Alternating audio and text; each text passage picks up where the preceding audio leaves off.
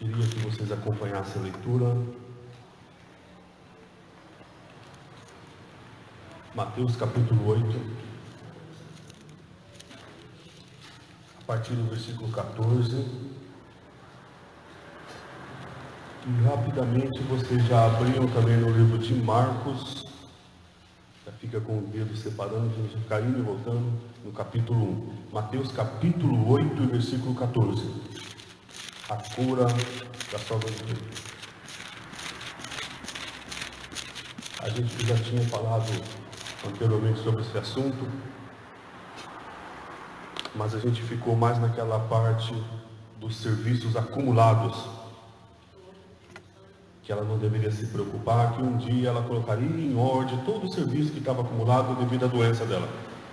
Mas Deus fez arder no meu coração uma outra ótica que eu queria compartilhar com os irmãos, a partir do versículo 14, diz assim: E Jesus, entrando na casa de Pedro, viu a sogra deste jazendo com febre, e tocou-lhe a mão, e a febre a deixou, e levantou-se e serviu-os. E chegada a tarde, trouxeram-lhe muitos endemoniados, e ele com sua palavra expulsou deles os espíritos, e curou todos os que estavam enfermos, e eu acrescentaria aí, todos aqueles que estavam clamando, pedindo a misericórdia dele. Aliás, há de se frisar que aquele povo, e a gente talvez não entende hoje, como é que aquele povo não suportava ver a graça passando perto deles todo o momento e ficar com a boca fechada. Constantemente a gente via alguém: Jesus, filho de Davi, tem misericórdia de mim, tem misericórdia de mim, e a gente não compreende como aquele povo não conseguia ficar calado vendo a graça passar constantemente ao lado deles. Mas também a gente encontra na Bíblia, e esse aqui também é um dos casos, em que a gente pode falar que a mulher não fez por onde, que a mulher não clamou, que a mulher não buscou. Aliás, para a gente começar a entender essa história, há de se notar que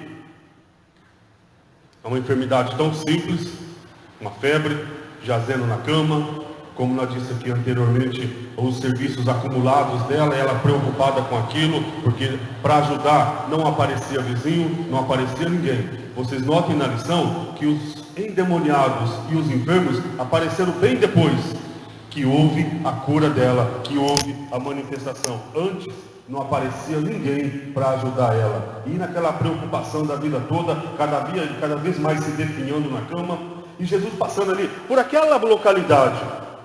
Alguém que talvez deve ter lembrado, e para isso a gente vai fazer essa comparação agora com o Evangelho de Marcos. Lá no capítulo 1, e no versículo 29, fazendo essa comparação bem rapidinho, o que um evangelista falou e outro evangelista também falou, que não desmerece um e nem merece mais a confiança, a palavra do outro, simplesmente foi uma visão diferente, uma ótica, haja vista que os dois, um andou com Jesus, o outro andou com Paulo, ouviu de Lucas, ouviu do próprio Paulo e foi relatando. Talvez uma visão diferente, mas Mateus nos fala aqui, para a gente já entrar na mensagem, que Jesus entrou na casa e viu a mulher jazendo em febre. E no versículo 15, que eu queria falar com os irmãos, tocou-lhe a mão, lá no Evangelho de Marcos, no versículo 30, no versículo 31 fala que quando ele chegou na casa, ele tomou pela mão e levantou. Então a gente vai ficar nesse versículo para falar essa parte dessa história.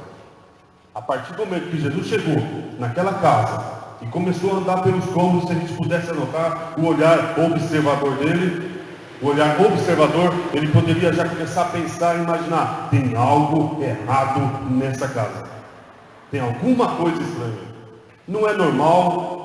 Não é da mulher, não é da natureza feminina, essa desorganização, esse monte de serviço por fazer, esse monte de serviço acumulado, não é normal. Não foi isso que eu e o meu pai, porque nós somos um, não foi isso que nós colocamos quando criamos a mulher e colocamos nela essa natureza feminina. Tem alguma coisa errada aí e eu tenho que observar e tenho que agir.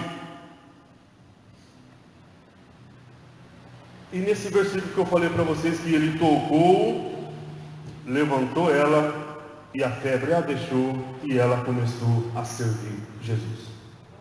Eu nunca vi na Bíblia, eu nunca vi na história da humanidade, e eu nunca vi também na nossa história hoje moderna, um homem fazer a obra de Deus sem primeiro passar pela regeneração, pela transformação, sem experimentar nova vida. Eu nunca vi um homem saindo por aí com a Bíblia, proclamando, falando, orando, curando, observando o pecado das pessoas, pregando contra isso, apresentando a salvação. Eu nunca vi. Por quê? Porque há a necessidade de que ocorra algo antes para que isso venha acontecer. E isso que acontece não é de nós, não é do homem. É de Jesus, é de Deus. No caso aqui, vamos imaginar Jesus na cidade, ela enferma lá na cama, jazendo em febre, já quase passando para outra dimensão, vamos assim, um pouco... falar um pouco mais, talvez até passando para outra dimensão, esperando lá sabe o quê? O povo lá fora, que já estava vendo o início do ministério de Jesus, toda hora, clamando, clamando, clamando. E ela ali não tinha força para levantar, para poder sair na rua, ou talvez ver onde estava o movimento e correr em direção, como a gente viu aquela mulher do fluxo de sangue, que ouviu o barulho, correu na direção. Mas aí a gente pode falar assim, o trabalho daquela mulher do fluxo de sangue foi facilitado pela lei. O dela aqui não tinha facilitação nenhuma, da mulher do fluxo de sangue tinha, porque homem nenhum, mulher nenhuma se atreveria a impedir a passagem daquela mulher, para ser tocado e se tornar imundo como ela estava naquela situação. Então o trabalho dela foi facilitado. Mas aí a gente também encontra uma outra mulher, lá em Lucas, no capítulo 13, e o versículo 13 também, uma mulher que andava olhando para o chão, passeando na sua rotina, e de uma hora para outra ela observa uma multidão do lado clamando, mas ela não tem condição de sequer de se levantar e aprumar o corpo e olhar para frente, e continuou na direção, não estava clamando, não estava buscando a Deus, não estava buscando nada, mas de uma hora para outra Jesus falou, eu vou curar essa mulher e ponto final, esteja ela clamando ou não, esteja ela buscando ou não, não interessa. Ela não tem condições de clamar? Não interessa. Essa sogra de Pedro aqui, jazendo em febre na casa dela. Jesus entrou e ouviu e observou que tinha algo estranho. Pela natureza feminina, ele já observou, tem algo estranho aqui. Eu preciso arrumar a vida dessa mulher. Por quê? Porque eu vou precisar dela daqui a pouco. E a obra que eu vou fazer através da vida dela é coisa grande, não é coisa pequena. E a gente vê essa história aqui nos 3 evangelhos, Mateus, Marcos e Lucas, os 3 evangelhos que a gente chama de sinóticos, e quando isso acontece, segundo alguns, é porque o milagre foi grande. Não porque João não quis escrever. João foi mais um evangelho humano, falando da humanidade de Jesus. Os 3 anteriores, se os 3 anteriores, segundo alguns estudiosos, é porque a coisa foi grande, o milagre foi grande, porque não foi uma simples cura de febre. Jesus arrumou uma vida, preparou uma mulher para uma grande obra. Talvez ela não entendeu na hora, o que é isso que Jesus está fazendo na minha vida? Eu estou realmente sofrendo com essa enfermidade, mas é tão pouco diante daqueles leprosos que ele já encontrou, ou ainda iria encontrar. É tão pouco diante dessa mulher que eu acabei de citar aqui, a mulher curvada, que não olhava mais, não conseguia enxergar a luz do sol e nem a lua, só ficava olhando para os próprios pés. É tão pouco quando ele estiver de frente de Lázaro e mandar ele ressuscitar, com a enfermidade ou sem a enfermidade, mas ressuscitar para poder viver entre os vivos novamente. Isso aqui é pouco. É pouco o ponto inicial, era pouco o ponto de partida, mas era grande a continuidade que aconteceria na vida dela, que é o que acontece com a gente. Talvez nós chegamos aqui, muitas pessoas chegaram aqui, não vieram sofrendo tanta calamidade na vida, não vieram sofrendo tanto, não tinha tantas enfermidades na vida. E nós já encontramos pessoas que chegaram aqui com tantos problemas, com uma carga tão pesada, e da mesma forma foram libertos, e Jesus começou a trabalhar, e aquela libertação, aquela cura que nós vimos aqui no momento, ou que aconteceu conosco, você tem que saber uma coisa, e nós igreja, temos que saber, não é para acabar ali. A coisa continua. Mulher que se colocou de pé, Marcos fala que Jesus pegou ela pela mão e ajudou ela a se levantar. Quando ela se levantou, já veio na consciência essa natureza feminina, esse instinto. Eu não tenho sequela dessa doença na minha vida, porque eu fui curado, ele já veio e tirou tudo. Eu não estou sentindo nem a canseira da cama que eu estava aqui 8, 10 horas ou 2, 3 dias deitada. Eu levantei e vou fazer todo o meu serviço. Por quê? Porque daqui a pouco, na minha casa, vai acontecer a tarde da bênção. Marcos registrou isso. É a tarde da bênção na minha casa. E ele veio aqui e me achou jazendo em febre e me curou. Não foi simplesmente para depois eu sair como lá, o demoniado de Gadara. Deixei eu seguir o Senhor. Não. Volta para tua casa. Volta para tua família e conta tudo o que eu fiz para você. Com ela foi a mesma coisa. Daqui a pouco, mulher, eu vou fazer um grande culto na tua casa. Eu vou operar muitas maravilhas. Então, portanto, mulher, corra, faça o que você tem que fazer. Comece a trabalhar, comece a limpar, comece a organizar, prepara os bancos. Porque os enfermos, endemoniados, quando eles souberem que eu já fiz isso na tua vida, daqui a pouco eles estão aqui. Não vieram antes. Antes não aparece. E a gente olhando aqui para essa palavra pode falar uma coisa sem medo de errar, com toda certeza. Os enfermos, os endemoniados, nunca aparecerá na tua frente se você não estiver preparado. Não aparecerão. Jesus jamais vai despedir pessoas vazias.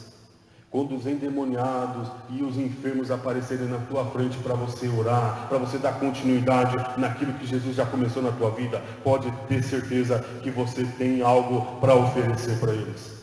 Mas no caso aqui dessa mulher, se ela tivesse, quando sentiu a cura na vida, tivesse feito o que ela fez.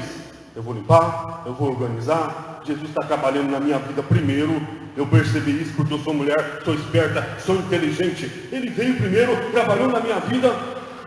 E quando ele anda, ele não anda sozinho. E pela minha inteligência e esperteza, eu estou vendo que também tem alguma coisa errada com ele. Porque não tem multidão, não tem ninguém atrás dele. Não tem ninguém atrás dele. Só está aqui os discípulos. Marcos relatou que foi André, Tiago e João. Só estão os discípulos. Cadê a multidão que ainda não chegou? Cadê a multidão que ainda não veio bater na porta? Como a gente encontra lá no livro de 2 Reis, no capítulo 4, quando aquela viúva entrou na casa dela e começou a deitar azeite sobre os vasos, nós que somos vizinhos, certamente, se estivéssemos lá na época, nós estaríamos lá na porta da viúva. Vamos ver se Deus vai fazer o que ela falou. Vamos ver se vai encher os vasos, porque os filhos, quando pediam os vasos, estavam falando assim, Deus, o profeta falou conosco, para nós pedirmos muitos vasos, que ele vai encher, e o que sobrar nós vamos viver. Vamos ver se Deus vai fazer isso. A multidão ficou lá fora, esperando ela abrir a porta e sair para contar a vitória. No mesmo caso aqui da mulher que jazia com febre. Até que esse momento aqui, a multidão, a gente não vê multidão lá, como em Marcos no capítulo 2, que lhe impedia aquele paralítico de entrar na direção de Jesus. Impedia.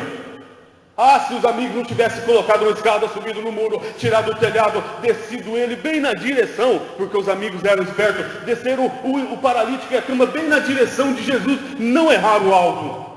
Por quê? Porque tinha muita gente na frente que não deixava ninguém entrar. E cada um julgava o seu problema maior do que o do outro. Julgava o seu problema mais urgente do que o do outro. E agora está essa mulher aqui, na cama, jazendo em febre, foi curada, e ela observou, cadê a multidão? Jesus olhou para ela, eu vou dar para você só uma pontinha do discernimento, e você vai entender, a multidão está vindo aí atrás, está vindo enfermo, está vindo endemoniado, só que você não vai receber eles nessa bagunça que você está. Por isso eu vim antes, estou te dando um tempo para você se colocar de pé, se preparar, porque daqui a pouco você verá maravilhas dentro da tua casa. Assim a gente pode entender pelo texto. Assim a gente pode entender pelo texto. Senão a Bíblia falava lá como Mateus no capítulo 8, no versículo 13, que ele tinha saído já da casa e tinha voltado hoje ido para outra cidade. Assim a Bíblia nos deixa entender. Eu estou te dando um tempo para você se preparar. Eu já fiz o milagre, eu já fiz a coisa grande, o ponto de partida, que às vezes as pessoas podem julgar, é pouco o que Deus fez na minha vida, é muito pouquinho, é pouco demais o que Jesus fez na minha vida até agora. Esse pouquinho aqui, irmãos, é só o ponto de partida para a obra que Deus tem lá na tua vida. Nós não suportaríamos, isso próprio foi falado para nós pelo próprio Jesus, que nós não suportaríamos já uma grande obra na tua vida, para amanhã você sair na rua, eu nem lembro o que Jesus fez na minha vida ontem. Mas eu lembro que 10, 20 anos atrás, quando eu cheguei na igreja, cheio de problemas, Ele me ajudou, abriu a porta, e eu dei continuidade no plano que Ele tinha na minha vida. Ele tem que ter um ponto de partida. A gente encontra isso lá naquele ceguinho, quando ele chegou e falou, o que você quer que eu te faça? O que você quer que eu te faça? Tem alguns, a gente também já falou muitas vezes que Jesus ficava brincando com o problema das pessoas. O que você quer que eu te faça? Era a mesma coisa que o cego olhasse e falasse, me dá uma família, me dá um emprego, mas me deixa cego. Você não está vendo que se o Senhor fizer o ponto de partida na minha vida, um milagre, mesmo que seja pouco, eu darei continuidade na obra. Eu quero ter visão, eu quero enxergar. Daqui para frente, com a visão, eu vou atrás dos problemas, eu vou resolver, eu vou montar uma família, vou procurar emprego, vou viver na minha casa e vou mudar de vida.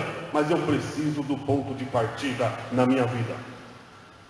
Ah, se fosse vocês, senhoras aí, que estivessem em casa a ponto de receber 30, 40, 50 pessoas na casa para uma reunião, ainda mais com Jesus.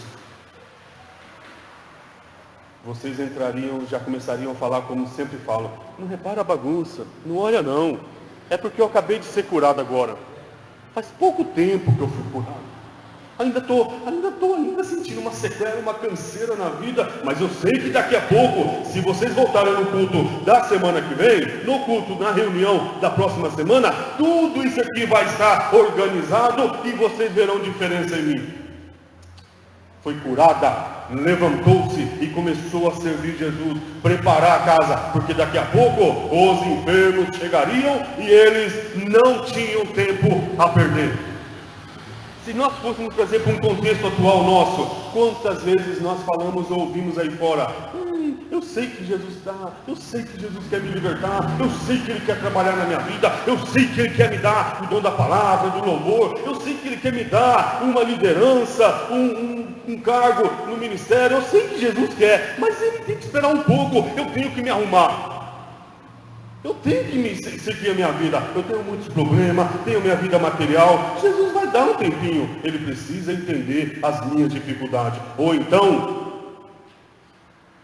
eu acabei de ser curado agora que eu comecei a entender o plano de Deus na minha vida, agora, só que esse agora, irmãos, como nós ouvimos quinta-feira passada, o pastor Ivan, lá no Maria de Lourdes, não dará mais tempo.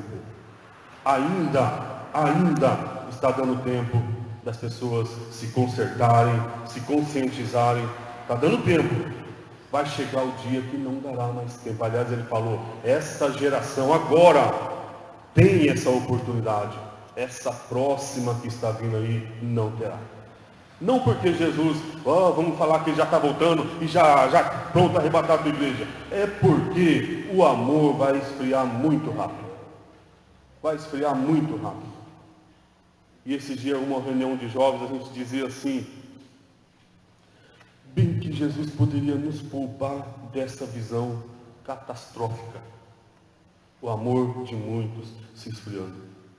E é a próxima geração que vai experimentar isso.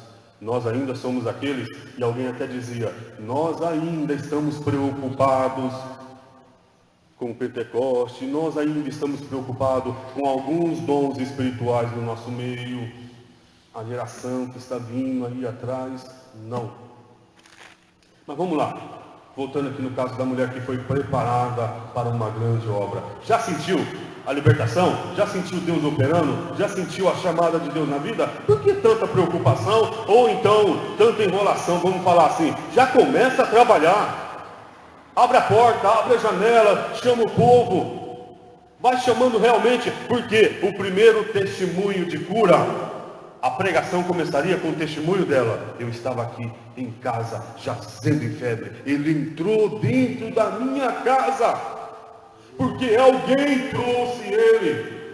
Ele não veio sozinho, ele não veio por conta própria, ele não veio me obrigando a servir, ele não me obrigou a levantar, ele não me obrigou a ser curada, ele simplesmente veio porque foi anunciado a minha dificuldade. A Marcos fala que os discípulos falaram para Jesus a respeito dela, ele veio, entrou na casa dela, não arrombou, ofereceu a salvação, ofereceu a cura, entrou dentro da casa, observou que estava bagunçado, observou que tinha muita coisa por fazer, ele sabia que tinha que só iniciar, o restante era com ela.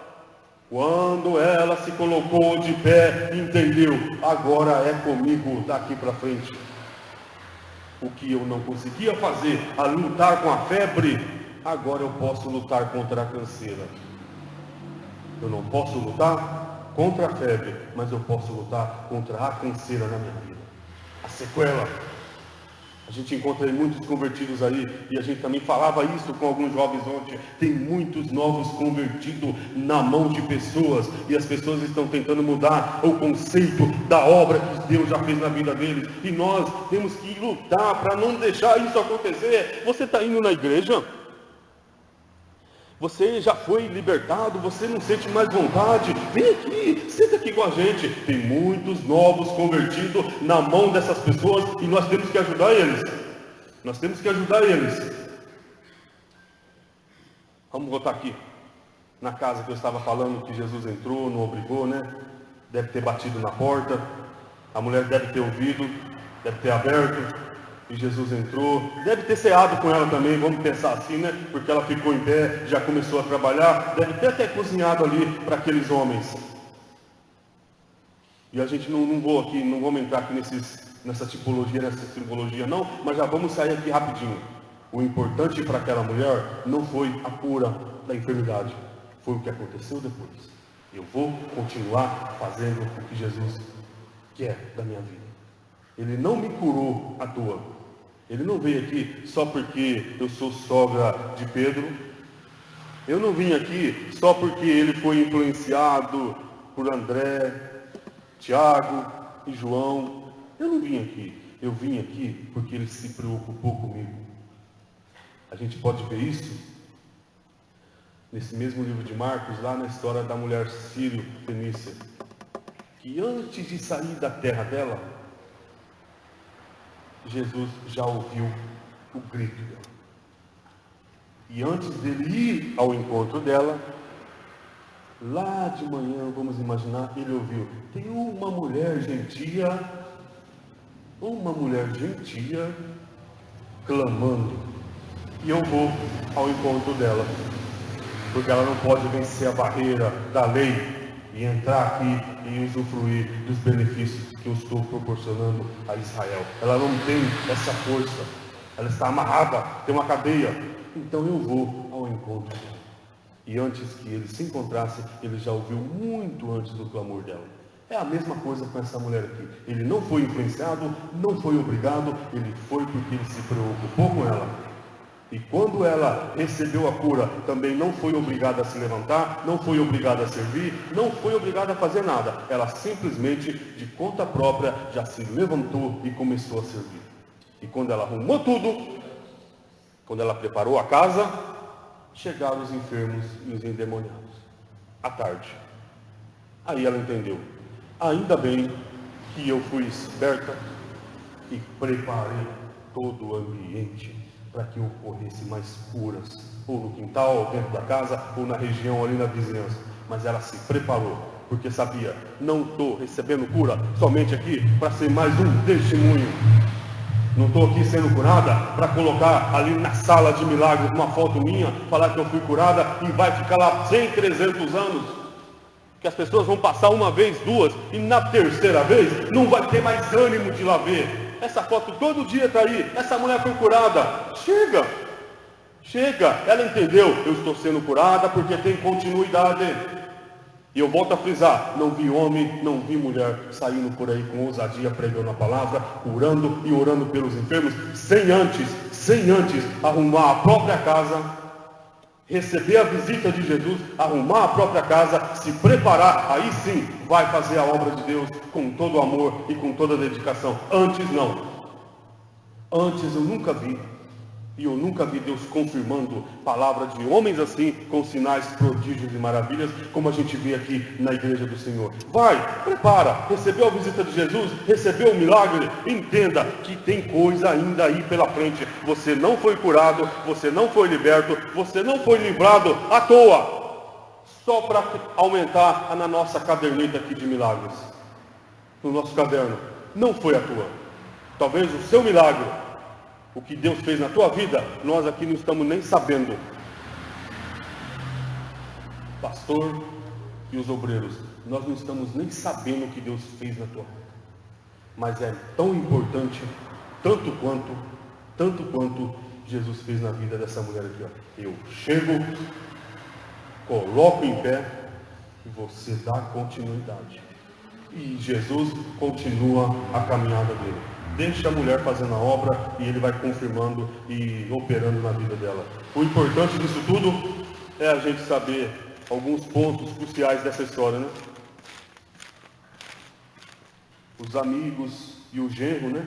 Preocupado com a sogra, chamou Jesus. Jesus entrou na casa, curou a mulher e ela foi muito inteligente, muito esperta. E por isso nós cremos que Deus abençoou ela de forma poderosa. Era isso que Deus tinha colocado. Eu creio que os irmãos entenderam o que Jesus queria falar conosco esta noite. Assim como todos nós recebemos a palavra, né? E a gente costuma dizer, a primeira orelha que ouve a palavra de Deus e recebe é aquele que está falando. Então Deus falou comigo, falou com vocês, e eu creio que Ele vai fazer maravilhas na nossa vida. Se nós tivermos consciência, Ele não está trabalhando à toa na nossa vida. Ele não está trabalhando à toa. Está levantando homens, mulheres, que depois deem continuidade. A gente vê isso com os discípulos. Ressuscitou, subiu aos céus, já temos a certeza que Ele é o Filho de Deus, foi abraçado nas nuvens. Que maravilha! Tá bom, agora é com a gente. Agora não tem mais espada que possa impedir o nosso trabalho. Ele veio, fez o milagre, arrumou a nossa vida e agora Ele foi embora, mas nunca vai nos deixar órfão. E agora a gente tem que caminhar com os nossos próprios pés e fazer a obra de Deus, sem temer o que pode acontecer. Mulheres e homens, Jesus trabalhou na vida, arrumou a casa, dê continuidade, para que Deus possa, porque certamente, depois que você fizer isso, os enfermos e os endemoniados aparecerão na tua frente. Eu nunca vi na minha vida, antes de ser crente, um endemoniado. Aliás, eu vi e saí correndo. Mas eu nunca vi um enfermo me parar na rua e pedir oração. Vocês já viram. Vocês estão andando na rua, na condição que estão hoje, e alguém pode parar para vocês. Vem aqui orar por mim. Pode ligar na casa de vocês. Vem aqui orar por mim. Por quê? Porque vocês já foram visitadas por Jesus. Nós, homens também, Jesus já fez a obra, você já se preparou, arrumou a tua casa, aí aparece endemoniado e enfermo para você orar. A gente podia pensar diferente. Depois que acontece tudo isso, Jesus, deixa a gente descansar. Não.